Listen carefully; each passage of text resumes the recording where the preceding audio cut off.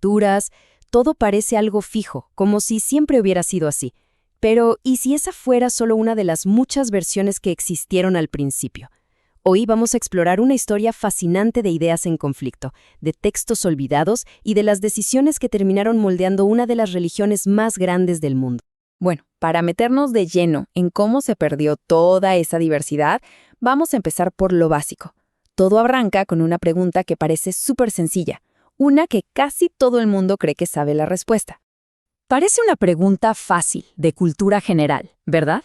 Es como el punto de partida que compartimos sobre cómo está armada la Biblia. Y claro, la respuesta es 4. Mateo, Marcos, Lucas y Juan son los pilares de la historia cristiana. Han sido la base durante casi 2000 años. Pero es justo aquí donde la historia que nos contaron se empieza a romper. Por siglos, la idea de que existían otros evangelios se consideraba una herejía, casi una locura. Sin embargo, la historia, o más bien, el desierto de Egipto, nos tenía guardada una sorpresa increíble. Imagínense esto, encontrar una cápsula del tiempo, pero espiritual. Cerca de un pueblo llamado Nag Hammadi, unos campesinos encontraron por casualidad unas jarras de cerámica llenas de papiros antiguos. Y no eran solo fragmentos, era una biblioteca entera. Escritos cristianos de los primeros tiempos que alguien enterró a propósito, seguramente para esconderlos. Y entre ellos había un texto que empezaba así. Estos son los dichos secretos que Jesús el Viviente ha dicho. El Evangelio de Tomás había vuelto a ver la luz. El descubrimiento de estos textos nos abrió los ojos a un universo de ideas cristianas súper diversas. Para entender qué tan diferentes eran, vamos a comparar la visión de Jesús en el Evangelio que todos conocemos, el de Juan, con la del recién encontrado Evangelio de Tomás. La diferencia es fundamental. En el Evangelio de Juan, Jesús dice claramente que Él y Dios son uno. Él no solo te muestra el camino, Él es el camino, la verdad y la vida. El centro de todo es creer en su identidad divina. Pero en el Evangelio de Tomás la cosa es muy distinta.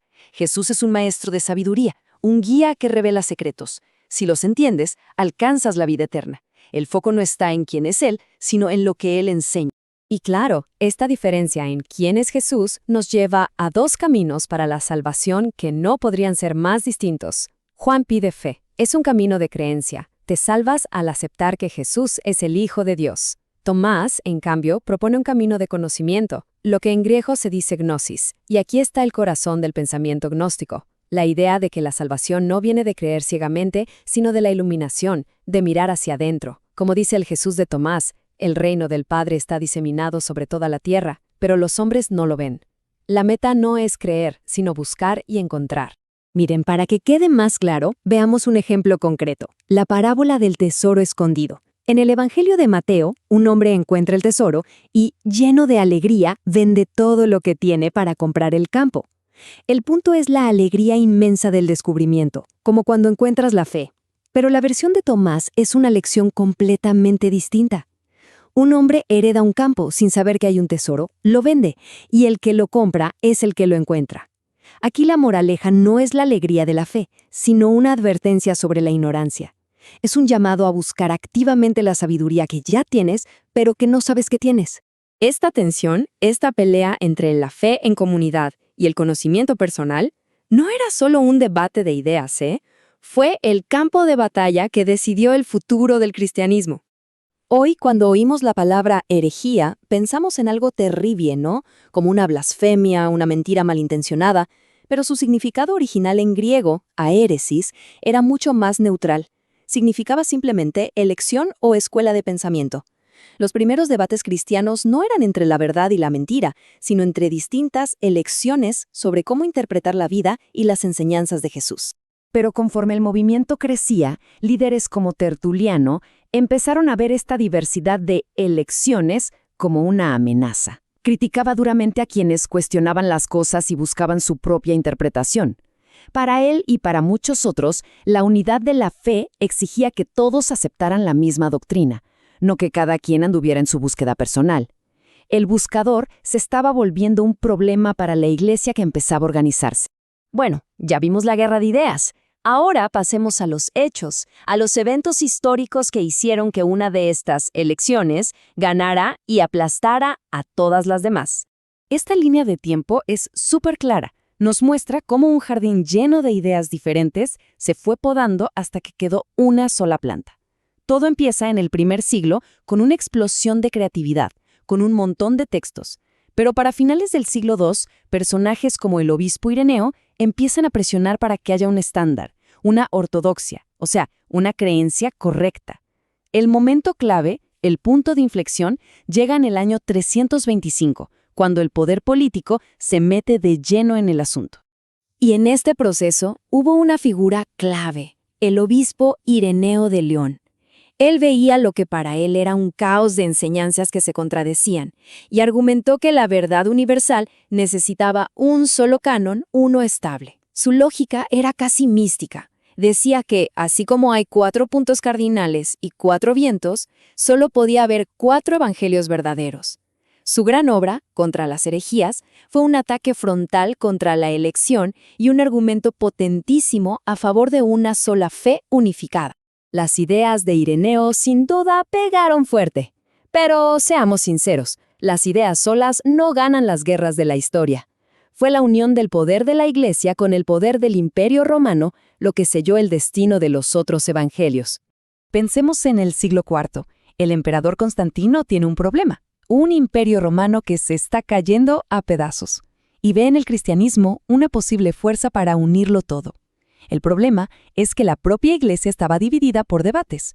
Para que la Iglesia le sirviera a sus fines políticos, primero tenía que hablar con una sola voz. Entonces, en el año 325, Constantino convoca el Concilio de Nicea para poner orden, y de ahí salió el Credo de Nicea. Y esta frase lo cambió todo. Al declarar que Jesús era de una misma sustancia que el Padre, el concilio estaba diciendo, sin lugar a dudas, que Jesús era divino. Esto convirtió la visión del Evangelio de Juan en la única versión oficial y obligatoria, dejando fuera de juego a visiones como la del Evangelio de Tomás. Y las consecuencias, fueron brutales e inmediatas. Lo que antes era un debate de ideas se convirtió en ley del imperio. La elección, la herejía, se volvió un crimen. El Estado romano ahora apoyaba una sola versión del cristianismo y empezó a perseguir activamente a todas las demás. Fue en ese momento cuando textos como el Evangelio de Tomás tuvieron que ser escondidos o fueron destruidos, desapareciendo de la historia, hasta que los encontraron en 1945.